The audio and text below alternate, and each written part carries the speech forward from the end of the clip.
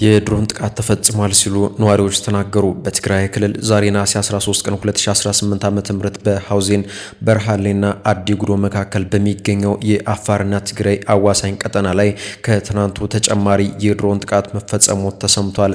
ዝርዝር ይዘናል። በሌላ በኩል በኢትዮጵያና በኤርትራ መካከል ያለው ግንኙነት በባህር በር ጥያቄና በቀጠናዊ የደህንነት ጉዳዮች ምክንያት መጠናት ክፉኛ እየተሻከረ መምጣቱ ተገልጿል። ተጨማሪ አለን። በጠለምት ወረዳ በተከሰተ ድርቅ 16 ሰዎች ሕይወት ማለፉን የመራው ቀበሌ አስተዳዳሪ ገለጹ።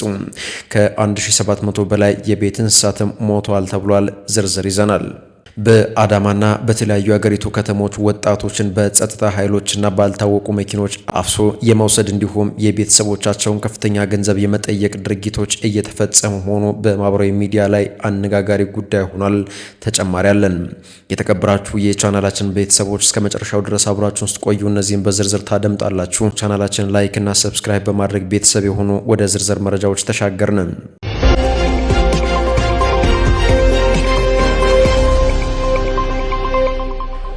የድሮን ጥቃት ተፈጽሟል። ነዋሪዎች በትግራይ ክልል ዛሬ ነሐሴ 13 ቀን 2018 ዓ.ም በሐውዜን በርሃሌና አዲጉዶ መካከል በሚገኘው የአፋርና ትግራይ አዋሳኝ ቀጠና ላይ ከትናንቱ ተጨማሪ የድሮን ጥቃት ተፈጽሟል ሲሉ ገለጹ።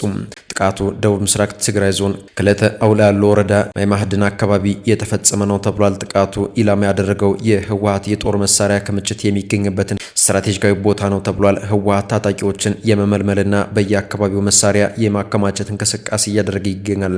የፌዴራል መንግስት አካላት በህዝቡ ላይ ተጨማሪ ጦርነትና ጥንቆሳ እንዳይነሳ ለመከላከል ቅድመ ጥንቃቄ ባለው መልኩ የቡድኑን የጦር መሳሪያ ክምችቶች አልሞ የማውደም እርምጃ እየወሰደ እንደሚገኝም አስታውቋል።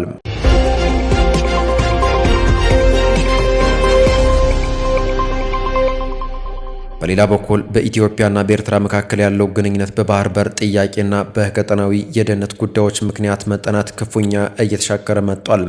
ኢትዮጵያ የባህር በር መዳረሻ ጥያቄን በግንባር ቀደምትነት ስታነሳ፣ የኤርትራ ማስታወቂያ ሚኒስቴር በበኩሉ ወደብ የንግድ መዳረሻ እንጂ ከሉዓላዊነት ጋር አያያዝም፣ ሉዓላዊነታችንም ለድርድር አይቀርብም ሲል አቋሙን አስታውቋል። በኤርትራና በህወሓት መካከል ተፈጠረ የተባለው ትብብር በፕሬቶሪያው የሰላም ስምምነት አተገባበር ላይ ትልቅ ስጋት ደቅኗል ተብሏል። የኢትዮጵያ የውጭ ጉዳይ ኢንስቲትዩትና የደህንነት ተመራማሪዎች የውስጥ የፖለቲካ ልዩነቶች ለውጭ ተጽዕኖ በር እንዳይከፍቱ መንግስት ለውስጥ ሰላምና ለዲፕሎማሲያዊ ንግግሮች ቅድሚያ መስጠት እንዳለበትም አሳስቧል።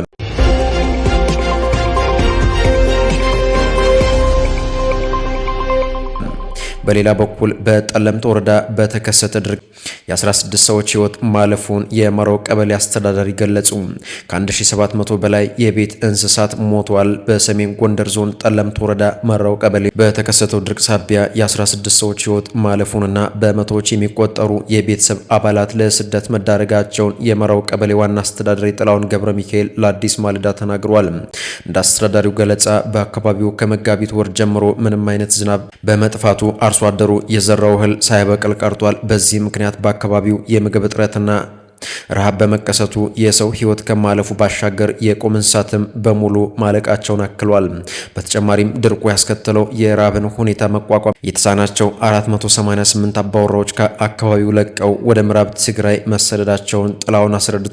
ችግሩን በተመለከተ እስከ ክልል ድረስ አቤቱታ መቅረቡን የጠቆሙት አስተዳዳሪው ከየቀበሌው የተመደቡ አካላት የሞቱ ሰዎችን፣ የተሰደዱ አባወራዎችንና ያለቁ እንስሳትን ቁጥር መዝግበው ለሚመለከተው አካል ቢያሳውቁም እስካሁን ምንም አይነት ምላሽ አለመገኘቱን ገልጿል። ከዚህ ቀደም ከመንግስት የተደረገው ድጋፍ ለአቅመ ደካሞች ብቻ የተሰጠ የሴፍቲኔት እርዳታ እንደነበር ማከለው ጠቁሟል። እየከፋ የመጣውን የራብ አደጋ ተከትሎ የአካባቢው ነዋሪዎች የድንገተኛ እርዳታ ጥያቄ በማንሳት ሰልፍ መውጣታቸውን የገለጹት ጥላሁን አሁንም አስቸኳይ ድጋፍ ካልቀረበ የአካባቢው ህዝብ በራብ የሚያልቅበት አጋጣሚ ሰፊ በመሆኑ የሚመለከታቸው አካላት በፍጥነት እንዲደርሱላቸው ጥሪያቸውን አስተላልፈዋል።